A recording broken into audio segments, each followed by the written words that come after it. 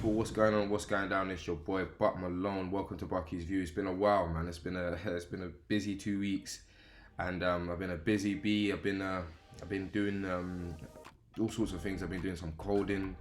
I've been doing some extra sort of side work as well, and I apologize to all. But we're here. Preview. Premier League is back. It's been 2 weeks of international football. It's been okay because we obviously had, the revelation, which I more or less predicted. I'm not a prediction god, but I'm starting to get my predictions more or less there. I said it. If you go and check my preview video for the England game and my match reaction video for the first England game, I said Bukayo Saka is going to be the star. He's going to be the protagonist. He's going to be one of the main names on the team sheet, and this is what we're seeing now. Star boy for his club, star boy for his country. The possibilities are endless with him. He's such a strong young player. He's such a dynamic young player, and I've seen all of the arguments and all of the videos about whether he's world class or not. I think it's definitely a case of him not being world class. So I would agree with the fact that Bukayo Saka is not world class, but Bukayo Saka is world class light. He's now starting to, give him when we play next season and we play in the Champions League. You give him a few games in the Champions League, you'll notice his performances are not going to drop. He's going to stay consistent because the way he plays is not fluky. The way he plays is not like, oh yeah, I'm on top form, I'm going to smash it until I no longer can smash it anymore. He's been doing this more or less for 2 years now. I understand that we've had, a crazy season last year, but he more or less carried the team. Him or Smith Rowe. And this season, we're just seeing him improve in terms of being clinical, in terms of being sharp, being dynamic, working on his strength, working on his, positioning. Like, everything about him is crazy. He makes it look so easy. I said it. Bukayo Saka is going to be the main man for England. He will be one of the first names on the team sheet, and there we are. I said it, man. You know what I mean? I just couldn't I couldn't upload any videos because I was busy for this 2 week doing other bits and bobs. But yeah, look, we are back. Premier League is back, and this is it, guys. This is now the beginning of that 10-game run-in where we need to be firing on all cylinders and we need to just go for it. We've got Leeds, 3 o'clock kickoff, so it's going to be a tricky one in terms of obviously being able to watch the game. It's not going to be televised. At the Emirates Stadium, of course, we're playing at home, and look, it's Leeds, and it is what it is. Leeds can be a team that they can come out and really try their best to frustrate you, play some really expressive football, and sometimes try to do what you do, but try to somehow do it better. Or you're gonna have a type of Leeds team that's gonna come and they've got all sorts of issues going on, and essentially just gonna get rolled over. And I think that's what's gonna happen. I don't think we're gonna have a massive scoreline, but I think it will probably be about 3-4-0. Which is a massive scoreline, but I don't know, man. Look, they always concede against us. Leeds haven't held a clean sheet in God knows how long. I can't remember. I saw the stats, but it's been a long time since Leeds, had a clean sheet against us, or even won a game. Arsenal are unbeaten in the past 13 meetings with Leeds, winning 11 and drawing 2. Leeds' most recent win against the Gunners was a 3-2 win in the Premier League at Highbury in 2003. With Mark Viduka scoring a late winner. So look how far back you have to go to see Leeds, giving us a convincing win or comprehensive win or whatever you want to call it. It's just not going to happen. It hasn't happened at the Emirates. It's not going to happen tomorrow. This is going to be comfortably 3 points. Again, it's a game of football, so there's no guarantees. Let me just put it out there. If the Arsenal that's been playing this season turn up, and we kind of going into the motions, gear 1 from the first 5 to 10 minutes, gear 2, 15 minutes, then, nobody sees any other alternative but a W for Arsenal. But again, we have to turn up and we have to make sure that we earn the right to play. This is one of the things I always used to feel Arsenal sometimes, they're complacent, sometimes going into certain games and it's almost like, yeah, we've won the game already, but you haven't won the game already, You still need to go out there and you still need to perform. No matter how poor the opposition is, or no matter how great the opposition is, So by all means, if it's the Arsenal that we know, if it's the Arsenal that looks like they want to win the league, that we predict that they're going to win the league, and we are now, more or less going to die on that sword that we're going to win the league, then this Arsenal should beat Leeds comfortably. Do you know what I mean? That's basically what I'm trying to say. And yeah, and we seem to be managing this season very well in terms of injuries. No matter how many injuries or what kind of injuries or to who they come for, we can see a player out for a week, 2 weeks, a month even, and of course, the longest one we had, Gabriel Jesus, which was 3 months since the World Cup. But we've got good squad depth in terms of rotation. We've added the depth, and it looks like Mikel Arteta, he's interesting because I feel like this is the reason why he wants to have players that are diverse in multiple positions and can play in multiple positions, because it kind of helps to mask injuries and kind of helps to kind of mask the negative that will bring to the squad and that will bring to the to the 11. Trossard is an outstanding signing because he can play anywhere across the front three. You can drop into a 10, you can drop into a false 9. Like, the guy is mad, and it almost makes us feel as though we're not really missing. Do you know what I mean? Jorginho's come in, so even if Partey was out, which it looks like Partey should be fine to play this game as well. So we don't have any issues there in regards to players not being available at the moment, except of course the big one, which is Elneny. I think we should see Nketiah return as well. Of course not to start, but we should see him in the squad. I think we've seen pictures of him training and stuff like that. He looks like he's recovering from his knee situation quite rapidly, and yeah, man, we don't have any issues there. Like, we're being able to kind of mask injuries, and we've been able to kind of keep the core of the squad fit and healthy, and that's a beautiful thing to experience. That's a beautiful thing to see. That's a beautiful thing to live through. I just hope we can continue. Tomorrow is all about 3 points, guys. This is it. This is business, and I don't even care if we don't win 3-4-0. Even if we win 1-0 to the Arsenal, we shut down the defense.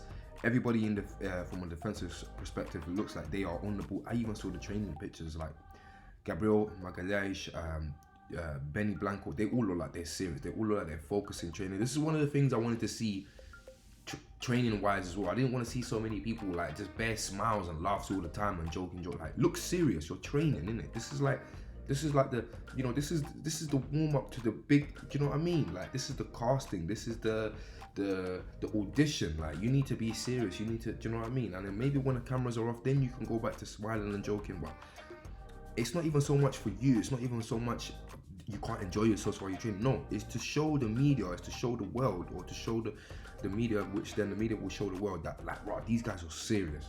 They don't look like they have any doubt in their mind. They don't look like they have any hesitation in their overall body language about how serious they are about all of these games.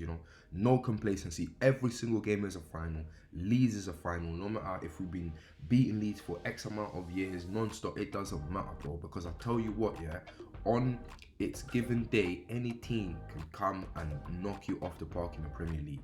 Yeah, so we must keep that in mind. Mikel Arteta must reinforce that notion into his players. Like, anyone can get it, guys. Don't ever get it twisted. Don't think because it's Leeds and anyone can get it. So we need to earn the right to play, and that's about it, guys. Like, I predict a 3-0 win, or maybe a 4-0 win. We'll go with 3-0. Let's just go with 3-0. Do you know what I mean? Because I think we want to keep things tight at the back, and Ramsdale will want to, tell his players, look, if we got it already in the bag, like 3-0, let's hold a clean sheet, because that stat is important as well, and let's just get out of there.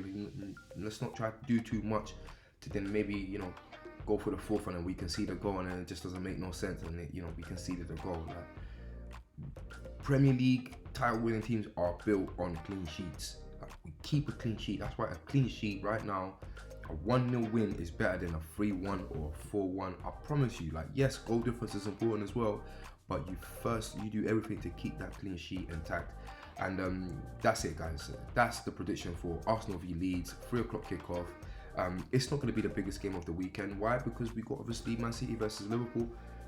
Early, bright kickoff. It's going to be one that is going to decide as well. Like, we're not dependent on anyone to win this league. Of course not. Being 8 points clear, how could we? But you never know. It's a tricky running. It's a trickier running for Arsenal than it is for Man City. And teams that Man City is going to face, they can have a big say. They can have a real big say. And it starts tomorrow. Manchester City versus Liverpool, 12:30 kickoff. Haaland, It looks like he's injured. It looks like there's situations going on with him. I think he's got a groin issue, which is obviously, you know, what made him miss the international game against Norway. Are we going to see him tomorrow? Most probably we are. You know, sometimes you just, like, not even sometimes, a lot of times you see it. I don't know how they do it. They just find a way. With other teams, they just find a way to get the players in.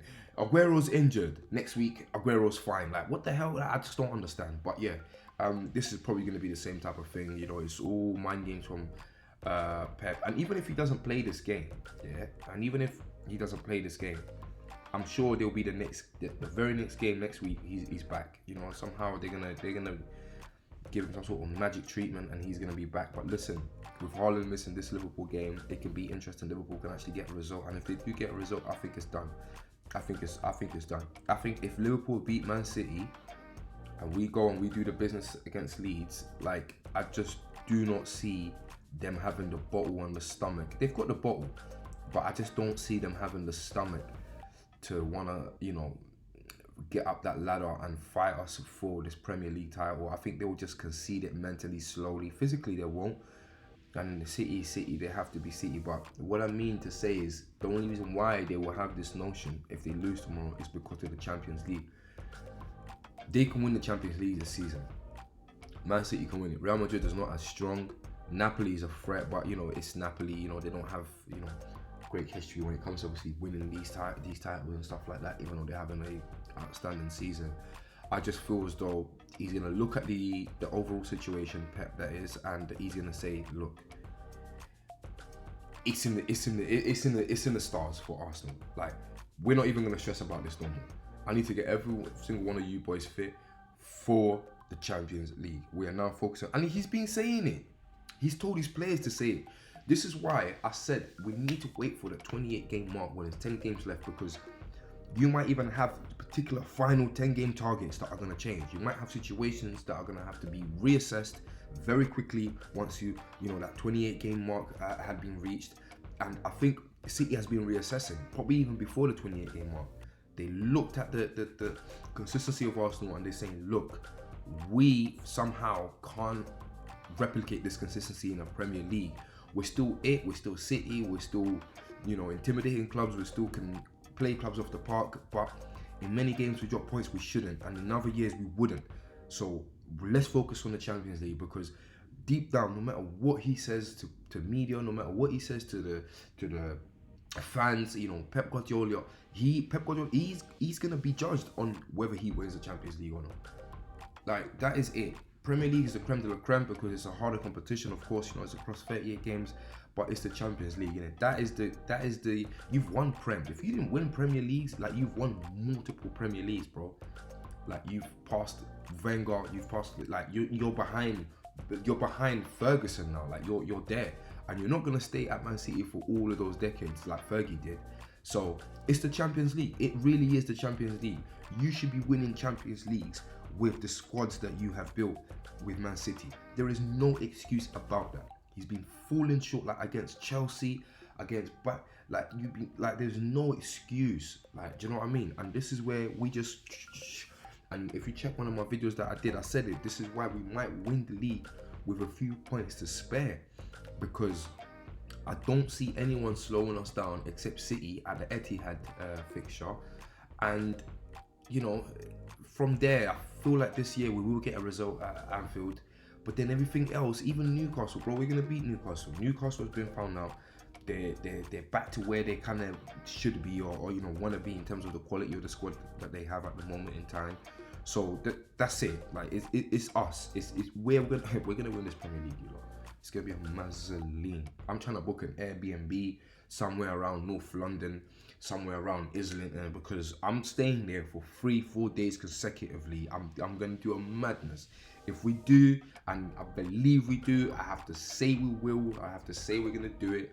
It's a mad thing. This is coming with me, and we are gonna have some fun, man. But first and foremost, let's focus on each game. 10 games to go. Leeds is next. We go there, we go to the Emirates, we do what we do, give the fans a great day, and we move on to the next game, ladies and gentlemen. But yeah, I'm gonna do some more videos, of course. You know, Premier League's being back. I'm gonna upload much more, and so stay tuned for some of those videos as well, guys. I'm gonna do some match predictions as well, and of course we'll do these shorts for in-game reactions, goals and stuff like that. Please like the video if you haven't already. Please subscribe to the channel if you haven't already, and I'll see you guys in a bit. Peace.